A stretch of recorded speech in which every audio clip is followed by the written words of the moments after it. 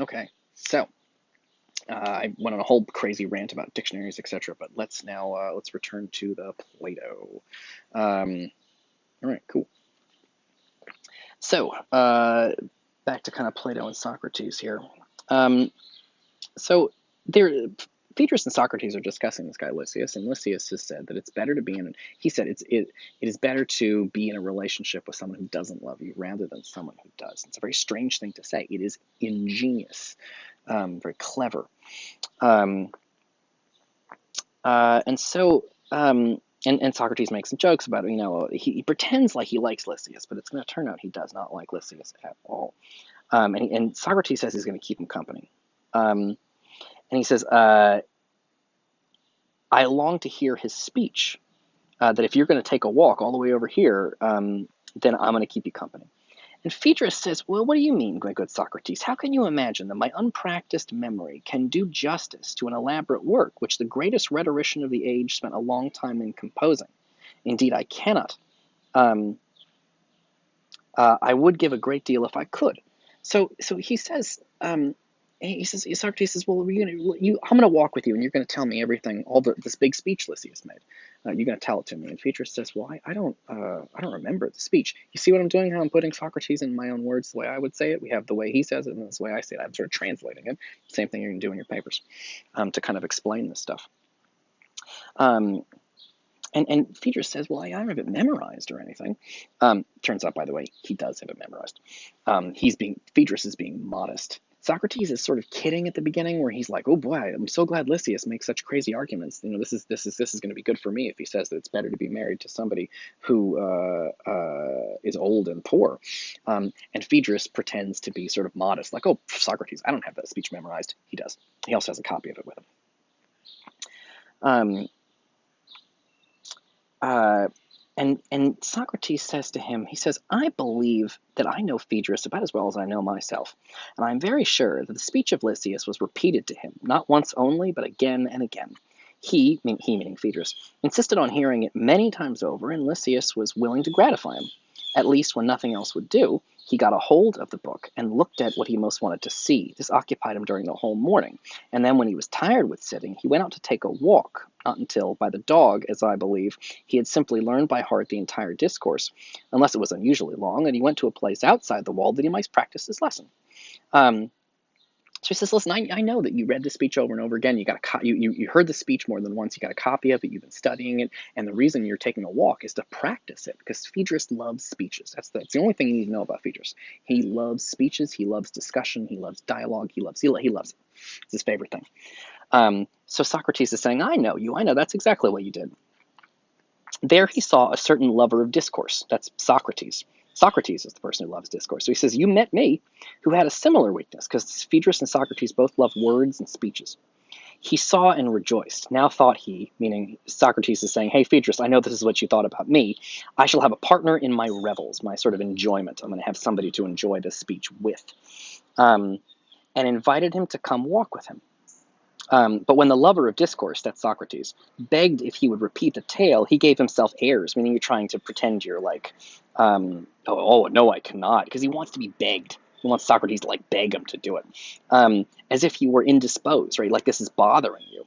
Although, if the hearer had refused, he would sooner or later have been compelled by him to listen, whether he would or no. Meaning, even if Socrates didn't want to hear it, Phaedrus would tell him anyway, because Phaedrus is dying to talk about this, but he's pretending he's not. Phaedrus is saying, I don't have it memorized or anything, Socrates. You can't expect me to remember important things like this, but he does.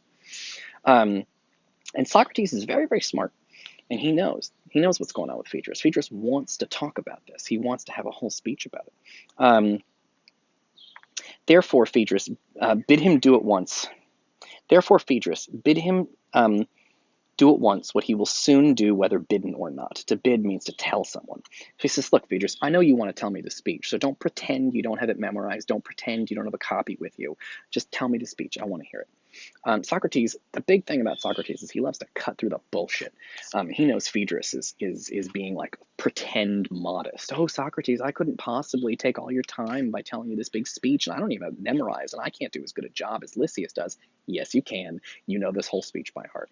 So Socrates immediately cuts through the bullshit.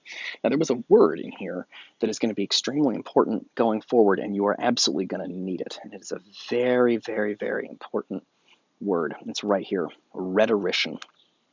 It has the word rhetoric in it, R-H-E-T-O-R-I-C. That is a word that is going to be important to us all semester. So let's take a look at what it means. R-H-E, sorry, I spelled it wrong. R-H-E-T-O-R-I-C, rhetoric. This is extremely important.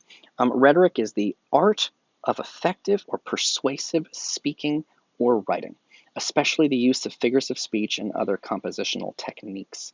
It's language designed to have a persuasive effect on its audience, but often regarded as lacking in sincerity or meaningful content. That's an important word because it's the subject that's going to take up the whole semester, rhetoric. Actually, at a lot of colleges, this class you're in right now, ENG 101, is called Composition 1. That's what because it's composition meaning composing essays. But rhetoric at a lot of colleges, the class is often called rhetoric and composition. Sometimes they call it for short RetComp. But this class is a composition class, but this class is a rhetoric class. That's what we're doing in here. Take a look at the definition again, and you'll notice it's exactly what we do in this class. The art of effective or persuasive speaking or writing. Isn't it my job to teach you effective writing? And persuasive, right? You have your main point, and you want to persuade people to agree with your point by giving them reasons and examples. So that is what this class is, a class in rhetoric. And Lysias is a rhetorician, someone who practices rhetoric, meaning Lysias, and that's why I already said this, right? Lysias is doing the exact same thing you're doing, which is he writes speeches, he has his main idea, and then he backs up his main idea with reasons and examples. And I think he also, you're going to see, they quote people and the whole thing. So this class is rhetoric. And you can see, by the way, they give you like a little footnote to it because words are complicated. So the word rhetoric kind of has not multiple meanings, but there's like, how do you put this? Like shades of meaning. So it's why sometimes students, when they look up a word and they get a definition and the definition is too long for them, they just read the first thing and they're like, that's what it means. But you kind of got to read more than that in the definition because sometimes there's information. If you read a little, because students, like, they want to know what colossal means, they look it up, it means vast. They stop. But sometimes, when you look up a word, you get a bunch of stuff. You need to read all that stuff because otherwise you're not going to know all the things you need to know about the word, and it can slow you down and jam you up when you're in school. So rhetoric, so again, very simply, if you look up the first definition here, right, rhetoric is the art of effective or persuasive speaking or writing. That's what we do in this class. That's what Lysias is doing. That's what Socrates is doing. They're trying to do effective, persuasive writing and speaking, just like we do in this class. But there's another meaning of rhetoric that's going to be very important to us going forward. The other thing about rhetoric is another thing people use the word to mean is language designed to have a persuasive or impressive effect. You can see how that's just the same thing over here. But often regarded as lacking in sincerity or meaningful content. Lacking in sincerity. When you say things you don't really mean, people say that's rhetoric. This is the debate that Socrates will be having later on in the piece, which is that for a lot of people, rhetoric is how you persuade people to agree with you. Now, there are people who are right, and they need to persuade you to agree with them because it's the truth. But there are also people who will try to use words, right? So a scientist figures something out, he better write it down clearly to get other people to believe the true thing he discovered. That's rhetoric. But for a lot of people, rhetoric, there's something tricky about it because when you're getting people to agree with you, do they really have the truth or are they just trying to trick you? So so sometimes rhetoric is used to mean just persuasive, like really, rhetoric means really good writing. You can write well, you can speak well, you can get people to agree with you. The problem is that does that mean the thing you're trying to get them to agree with is true or not? And for a lot of people, rhetoric is fancy, persuasive words, speaking or writing, but they're not true.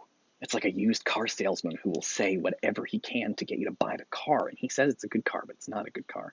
So for some people, because rhetoric is about persuading people, you can use that power. The power of rhetoric can be used for good, to let the world know about your truth. It can be used for evil. You can use it to trick people. That is a big thing we're going to be spending a lot of time on this semester. I'll see you in the next video in a minute.